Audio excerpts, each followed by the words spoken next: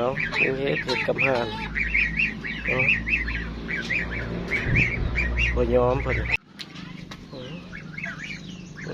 เฮ็ดเอาลงไปเอาสู่กับห่านน้อย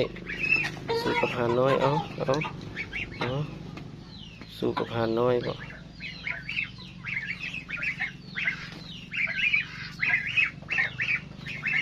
สู่กับห่านบ่เอาลงไป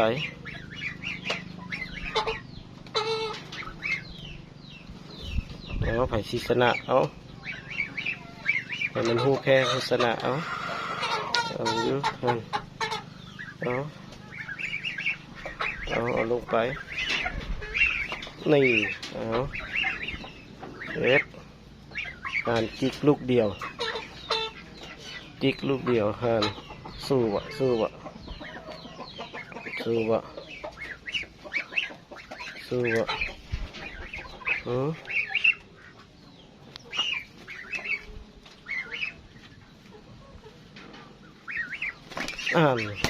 เธอ